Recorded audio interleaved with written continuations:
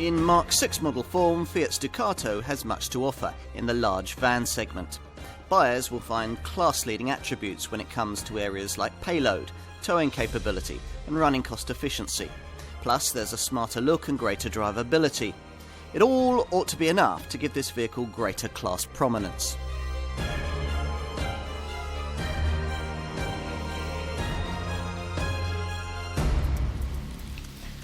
The Fiat Ducato is the company's largest van and, according to the Italian brand, the most important model in its LCV lineup.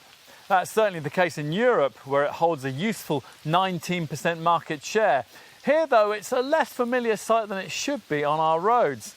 And that's something that Fiat set out to change when it launched this much improved 6th generation version in 2014. On paper, its prospects certainly look promising. Fiat has been making vans for well over a century, with over 2.6 million Ducato sales clocked up since this model first went on sale back in 1981. It's the kind of experience that's enabled the company to create a model range vast enough for potential buyers to tailor this vehicle precisely according to their exact needs. No other brand can offer such a wide range of derivatives, and given the right permutation, this Ducato can also outpace its rivals in important areas like gross vehicle weight, rear axle payload and overall payload. On top of that, the Ducato's Multijet 2 diesel power units are class-leadingly clean and frugal. Their engines unique to this Fiat, representing those most important difference between this model and its two design stablemates, Citroen's Relay and Peugeot's Boxer. Otherwise, though, the three vehicles have much in common, which is no bad thing, given that the same basic formula provides so much flexibility when it comes to choices of body style, roof height, vehicle length and wheelbase. All of this will be important if this Ducato is to be able to face down the other four designs that populate the large van segment. Two of these, like this Fiat, are brand shared: the Volkswagen Crafter Mercedes Sprinter package and the Renault Master Vauxhall Movano Nissan NV400 collaboration. Plus, there are now much improved Ford Transit and tough Iveco Daily models to consider. In other words, this Italian contender had better be good. Let's find out if it is.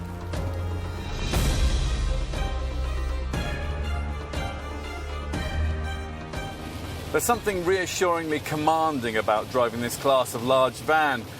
Compared to a supposedly high-set SUV, your perch feels like something akin to the umpire's chair at Wimbledon, from where you control a vehicle of the kind of size that brooks no argument when it comes to fighting over space in slow-moving traffic. This, then, is a very satisfying place to be. It's not perfect, of course. The multi-adjustable driving position would benefit from reach, as well as rake adjustability for the steering wheel, and the handbrake is a little strangely situated between the seat and the door. I mean, in practice, that's no problem, but it is quite easy to leave it slightly up. All this, though, is as it was before. I should tell you about the changes. Now, Fiat has concentrated on improving general drivability this time around. They're little things that mean so much when you spend your life in the van. Take the way that the braking system has been redesigned. Discs, pads, pedals, the lot. And the result is that pedal effort has been reduced by 45%. And that'll make a big difference for urban users. Then there's the way that the suspension has been tweaked to improve refinement. And the revised clutch slave cylinder, which reduces the gear ratio, thereby lessening the need to rev the engine hard. Mind you, it's not really necessary to rev the engines hard anyway. The Multijet 2 diesel units are unique to this Fiat and are more efficient than the 2.2-litre HDI power plants used in this model's otherwise identical Citroen Relay and Peugeot Boxer design stablemates. Go for the entry-level Ducato engine and you get more pulling power too. The base 2.3-litre unit offers the same 110 brake horsepower output that you get in a base 2.2-litre Relay or Boxer, but this Fiat's pulling power is substantially better, up from 250 newton-meters to 300 newton-meters. As a result, a base Ducato's 2,500 kilogram brake towing weight is 500 kilograms more than you get in those two French rivals. Most Ducato buyers choose this 2.3-litre multijet engine, but opt to pay a little more and get it in slightly pokier 130 brake horsepower guides that we're trying here. In this case, you get 320 newton meters of torque, and you can boost that to 350 newton meters by opting for the same engine in 150 brake horsepower form. At the top of the range, though, for really heavy-duty work, there's a 3-litre unit with 180 brake horsepower and a thumping 400 newton meters of pulling power. Choose the right version, and this kind of torque could enable you to tow up to 3,000 kilograms. Across the range, you marshal the power on offer via a rather notchy 6-speed manual gearbox, but if you're able to avoid the least powerful model, you get the option of Fiat's Comfortmatic automatic transmission. This is one of those robotised manual setups in which you've to slightly lift off between changes, but it is one that suits this Ducato's torquey nature well. If you're going to be carrying heavier loads, then there's the option of replacing the standard simple single-leaf spring rear suspension setup with a double-leaf layout, or even a pneumatic self-levelling system. Whichever you choose, it'll need some weight in the back to handle really well, but once you have it, this Ducato boasts an admirable set of road manners for something this big. Useful electronic aids include a load adaptive control system that adjusts to the weight that you're carrying, and a hill holder clutch that stops you from drifting backwards on uphill junctions. In town, you'll appreciate a decently tight turning circle of 11.6 metres, and if those urban deliveries take you up to places like muddy construction sites, then you might well be interested in the Traction Plus grip control option that Fiat offers, that on loose surfaces automatically transfers drive to the wheel with the most grip. The system also includes the kind of hill descent control feature that you'd normally find on an SUV for easing you down slippery slopes. All of this will be worth its weight in gold the next time you have to continue your deliveries through a snowy snap.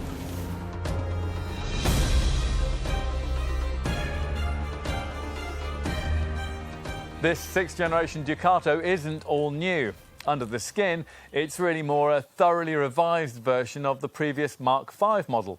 Fiat wants buyers to think of it in fresh terms, though, hence the effort put into completely restyling this front end, which features a smarter headlamp and bumper design that stylist Alessandro Silva says was inspired by a Spartan helmet. I'm struggling to see that, but I can appreciate the way that these chunky bumpers give the vehicle a more muscular look. Here they feature extra cost body colouring with further optional trendiness provided by the smart lower skid plate and these dual-like LED daytime running lights.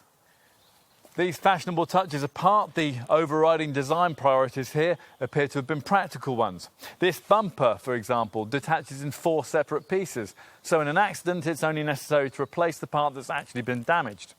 Other measures intended to reduce maintenance and repair bills include headlamps located on sliding guides and a sleeker single-piece bonnet that does away with separate plastic panels and offers easier access to the engine compartment. Even the shape of this Fiat is designed to help reduce fuel bills, now offering class-leading 0.31 CD aerodynamic efficiency of a kind more akin to a mid-sized saloon than a commercial vehicle.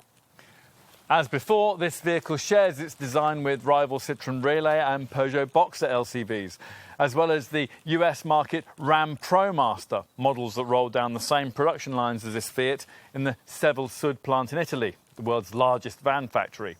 As with those vans, this one gets a range of thoughtful design touches that you'll appreciate. The corner steps, for example, that allow you to climb up and clean the windscreen. And we like the way that these slim headlamp units are positioned right up under the windscreen and out of harm's way. Unfortunately, the same can't be said for the indicators built into large door mirrors that also incorporate aerials for the vehicle's GPS, GSM and radio systems. You won't want to be bashing one of those.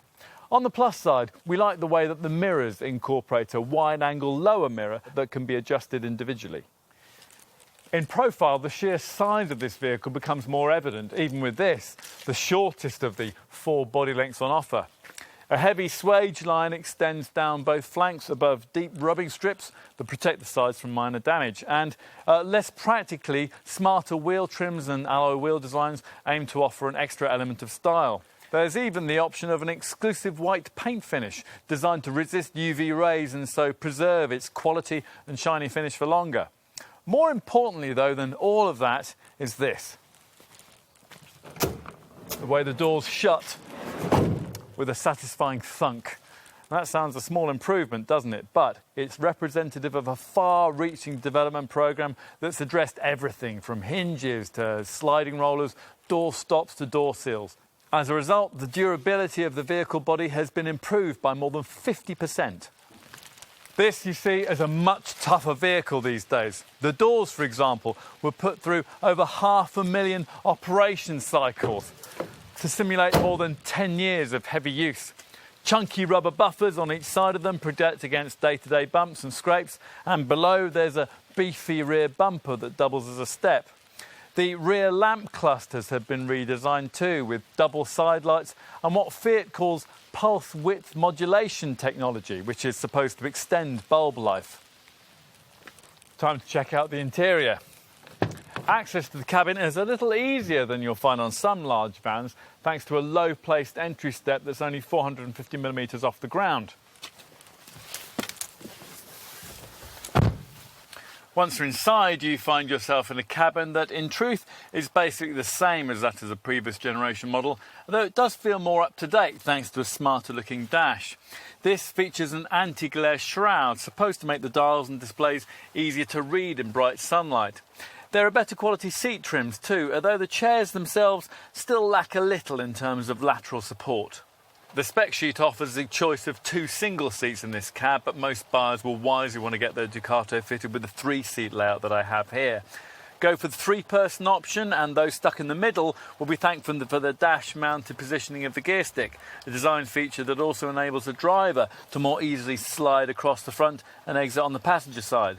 If you're getting in and out normally, however, using the driver's door, you could find your trousers being snagged by the location of this handbrake lever.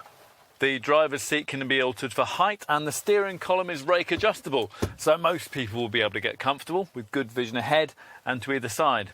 There's an armrest for longer journeys, though a cup holder near the driver's right hand would be useful.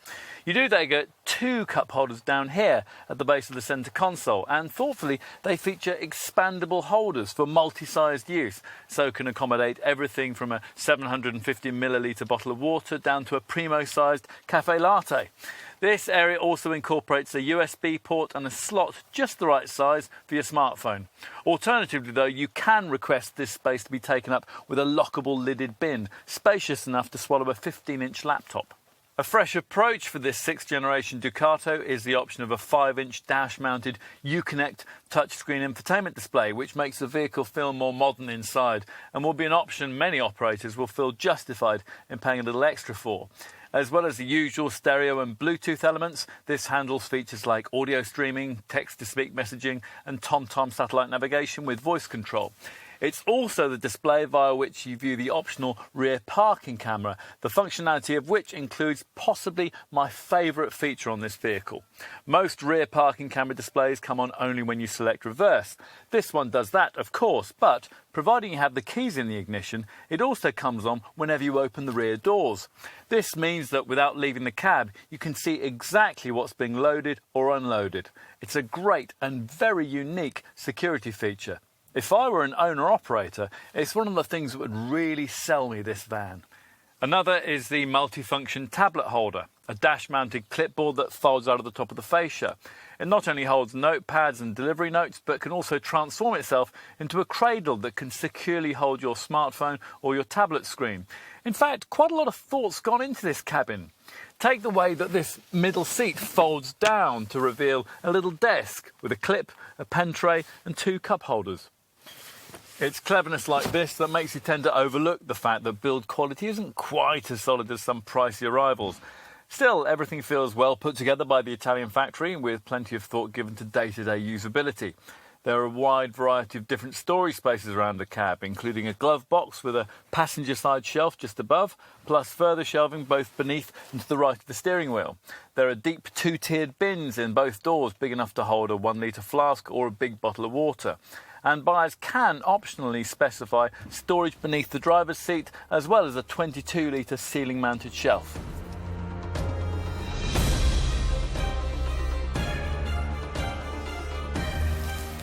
List prices for the Ducato panel van range suggests that you'll typically be paying somewhere in the £20,000 to £30,000 bracket, excluding VAT. That's around the same as you'd have to find for obvious large LCV rivals like Ford's Transit or Vauxhall's Movano, but a little less than you'd be looking at for, say, a rival Volkswagen Crafter or Mercedes Sprinter. You would expect this model's design stablemates, Citroen's Relay and Peugeot's Boxer, to be priced very comparably, which they are. This Fiat, though, offers a greater range of buying options as part of the brand's objective to be able to provide a more specific van for specific customer needs. In fact, this Italian contender offers the widest front-wheel drive range on the market, with around 10,000 variants available across the various commercial, passenger and chassis options. The Ducato is the most popular choice in the market when it comes to offering a base for motorhome conversions, with the same fundamentals also appreciated by commercial users who can offer chassis cab, back-to-back cab and double chassis cab options, along with drop-side truck, one-way or three-way tippers and platform cab derivatives. Those in search of passenger carrying capability can look at the Combi variant or turn to the panel van range, which also has passenger carrying versions. Here, a window van derivative provides a basic minibus option. Plus, there's a crew van body style that allowed this Fiat to seat up to 7 people while still retaining a hefty load bay. In this case, as you can see, we're focusing on the kind of standard panel van that most buyers want. And here again, the sheer scope of choice that Fiat offers is impressive.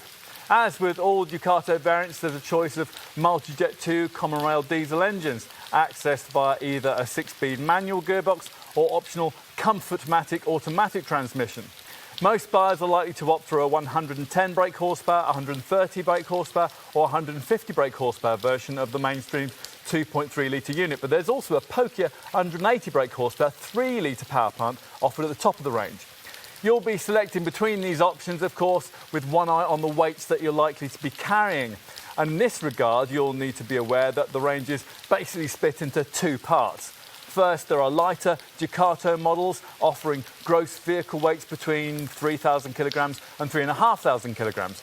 And secondly, you've got heavier Ducato Maxi variants with gross vehicle weights between 3,500 kilograms and 4,250 kilograms.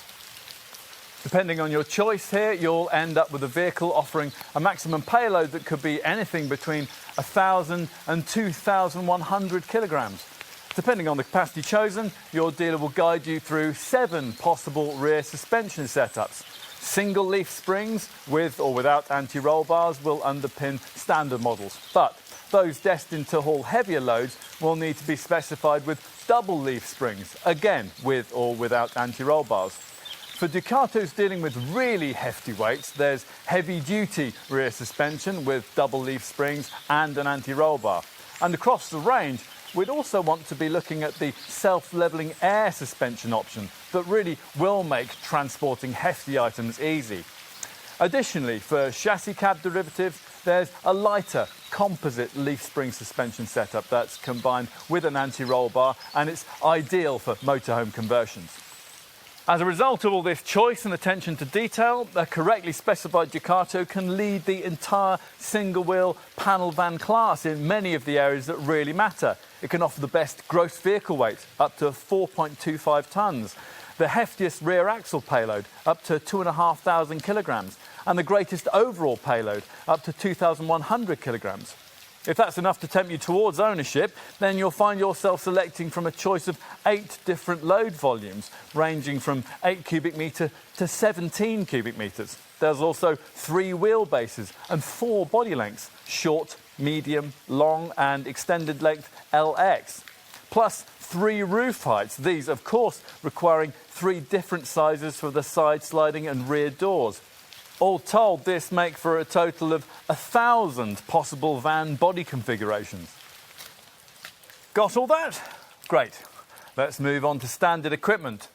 All Ducato panel van models get daytime running lights and a decent quality MP3 stereo with steering wheel controls, plus USB and aux in ports, as well as Bluetooth phone connectivity. You can also expect to find remote central locking with deadlocks, electric windows and power heated mirrors, and more practically a dual passenger seat, a near side sliding side loading door and a full steel bulkhead. The driver's seat gets an armrest and lumbar support, and an incorporated speed limiter can be activated prior to delivery to restrict the vehicle to various preset speeds. It's also good to see that a proper full-size spare wheel is provided, with the jack and related items stowed in a plastic box beneath the passenger seat. If you can, it's worth finding a little extra for the plusher Technico trim level. This throws in air conditioning that also cools the glove box, so no more melted Mars bars, and a 5-inch Uconnect colour infotainment touchscreen on the dash that packages in DAB radio, TomTom satellite navigation and a reversing camera. Technico trim also gives you a distinctive strip of LEDs for the daytime running lights, along with front fog lamps, special wheel trims and a smarter dashboard. Plus there's cruise control with a variable speed limiter and the rear parking sensors that are always welcome on a van this big. On to options, and let's start with the really practical stuff. We'd want to look at getting an additional sliding side door, and the special rear door hinges allow 270-degree opening. The plywood-lined low bay floor would be useful too, and we'd probably want to get our Ducato's load compartment walls lined with plastic protective panels to either mid or full height. A window in the metal bulkhead would also be helpful, as would be retracting aluminium side steps and the removable roof light that can be unclipped and used as a portable torch. Also, don't forget that on the two Peugeot 2.3 litre models, you have to pay extra for the engine start and stop system that can improve your frugality by up to 15%.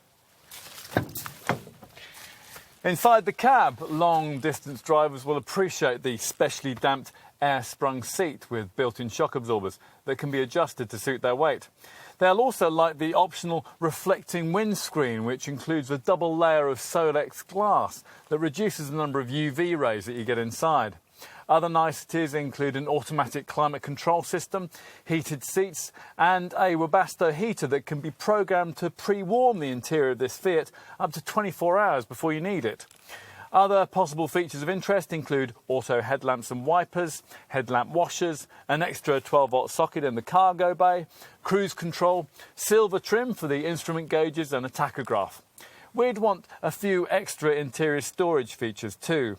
Maybe the ceiling-mounted storage shelf, the so-called Carter seats that provide storage underneath, and probably the central dashboard compartment that's able to swallow a 15-inch laptop. It's options like these that Fiat hopes will particularly appeal to owner-drivers, with these kinds of customers particularly being targeted by a Sportivo pack that adds a bit of tinsel to the Ducato ownership proposition. With this, you get 16-inch alloy wheels, body colour for the front bumper and the door handles, side stripes, and inside branded saddle-style head restraints and leather trim for the steering wheel and the gear knob. Further customisation possibilities are provided by the vast Mopar accessory range. Here, options range from cosmetic items like different coloured key covers, skid plates, differing front grille options and darkened headlights, to practicalities like roof bars, folding ladders, luggage racks, loading rollers, protective mats, anti-theft systems and seat covers. You can also, apparently, order a barbecue set, branded luggage or even a rechargeable bicycle. On to safety provision. A little disappointingly, you only get a driver's airbag in the basic tally, but you can specify passenger, side and curtain bags from the options list. There's a full roster of electronic features though. These include ROM, rollover mitigation, RMI, roll movement intervention, and LAC, load adaptive control, which adapts to shifts in the vehicle's centre of gravity. There's also MSR drive torque control, which prevents the kind of skidding that you'd otherwise get if you suddenly selected too low a gear on a slippery road. And a hill holder setup that stops you from drifting backwards on uphill junctions. There are also more familiar electronic aids, of course, like an ABS braking system with EBA, electronic braking assistance, to make it more effective in panic stops. And as you'd expect from a modern van, an ESC stability control system is standard. This one featuring ASR, anti-slip traction control, that makes it easier to move off on slippery surfaces. Talking of slippery surfaces, a neat option is the Traction Plus setup that'll perfectly equip your Ducato to deal with the kind of loose or muddy surfaces that you'll find in places like building sites. The Traction Plus package also includes hill descent control to ease you down steep, slippery slopes. If you want to go further, then your dealer will be keen to talk you through the safety options. There's a very intrusive lane departure warning system that'll sound a loud series of bleeps if you drift out of your lane on the highway, and a TSR, traffic sign recognition feature that can picture passing road signs and display them for you on the dash. It's also possible to specify a tyre pressure warning system and headlamps that dip themselves automatically at night in the face of oncoming traffic.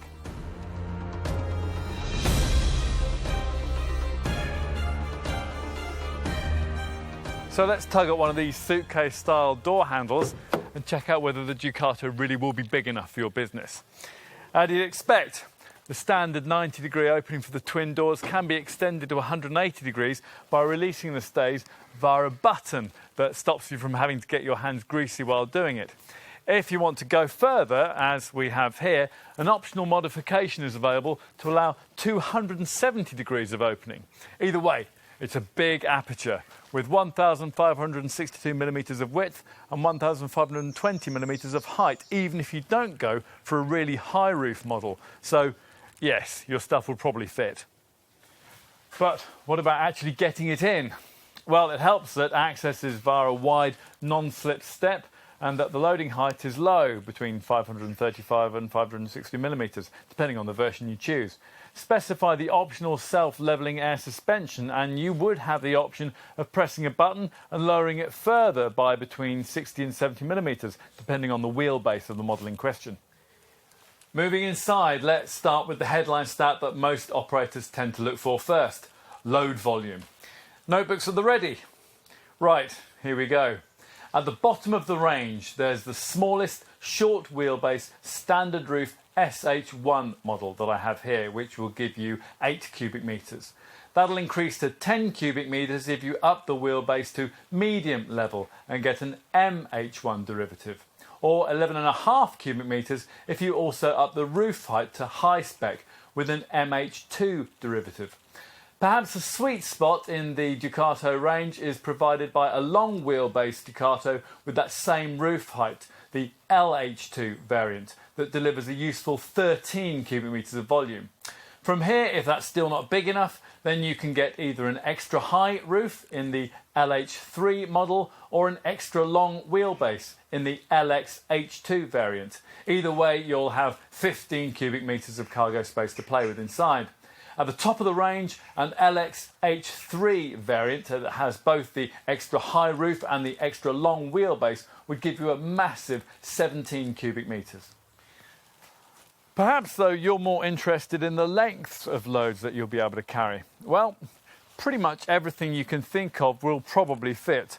Load lengths vary from 2,670 millimetres in this smallest SH1 variant to a huge 4,070 millimetres in that LX-H3 range topper. The popular LH2 mid-range variant will probably be enough for most operators, offering as it does 3,705 millimetres.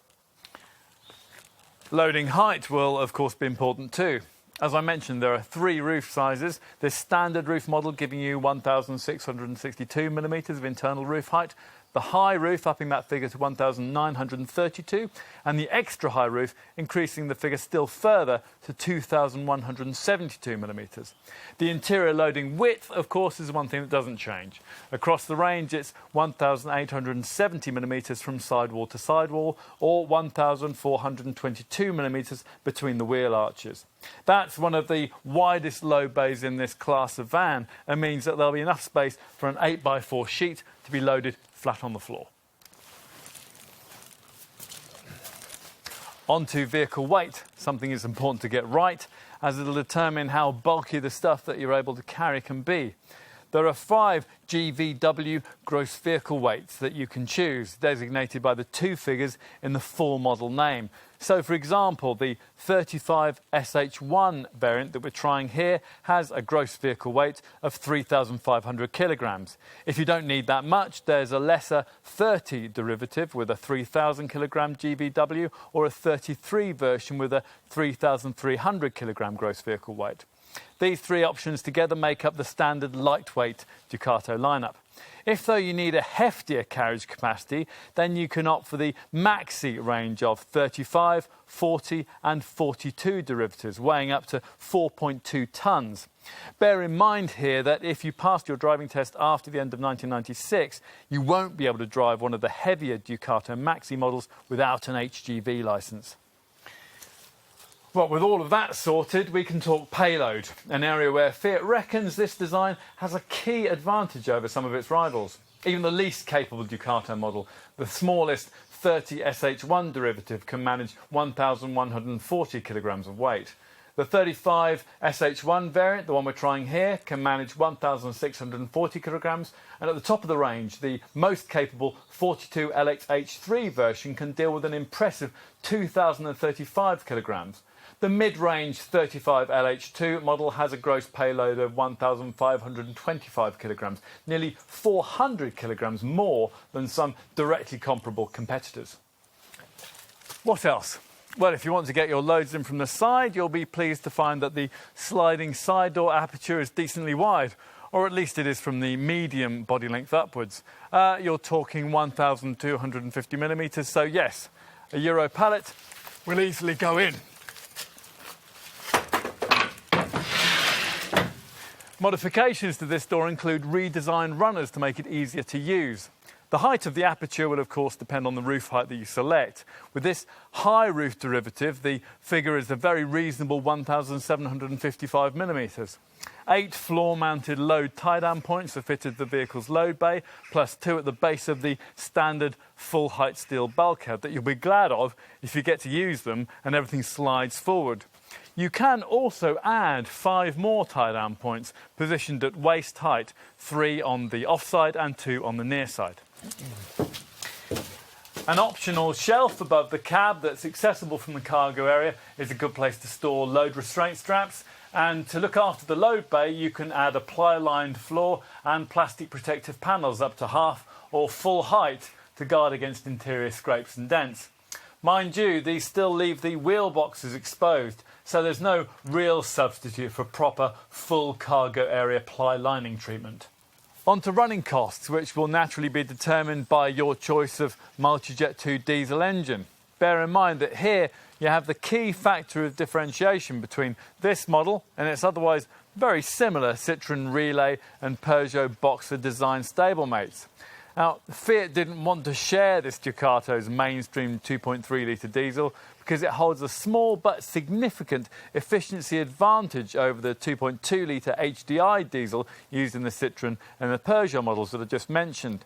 That's an advantage further emphasised by the economy improvements of around 10% achieved with this revised Ducato lineup, helped by the use of things like low rolling resistance tyres and low friction oils. Fiat says it's all enough to make this the most frugal large van that you could choose. Time to get specific. The base 2.3 litre 110 brake horsepower engine can give you 44.1 miles per gallon on the combined cycle and 170 grams per kilometre of CO2. It's worth, though, trading up to the pokier 130 brake horsepower variant that we've been trying here, or indeed the 150 brake horsepower version. For with those two models, you get the option of the engine start and stop system that can improve your efficiency by up to 15%. With this in place, both units can manage 45.6 miles per gallon on the combined cycle and 164 grams per kilometre of CO2.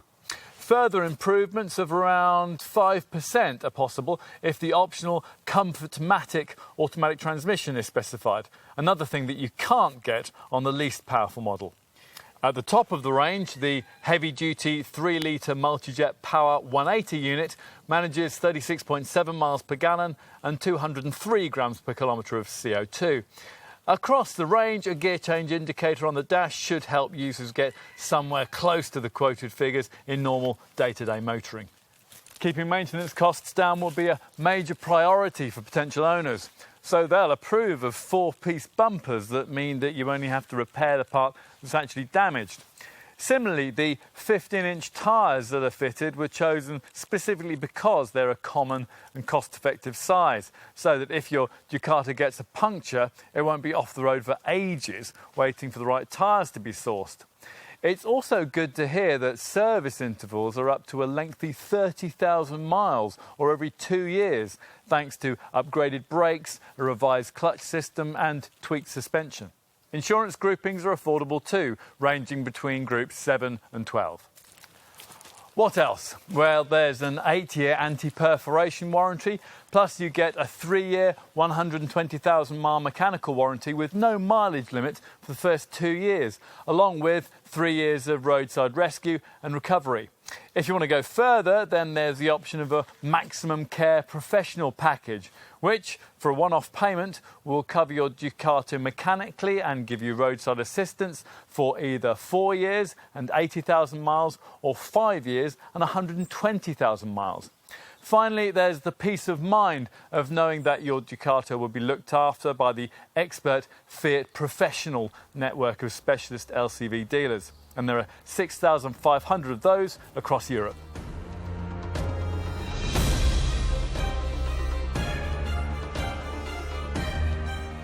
Fiat's experience and expertise when it comes to large vans is matched in this Ducato by very well thought out product design.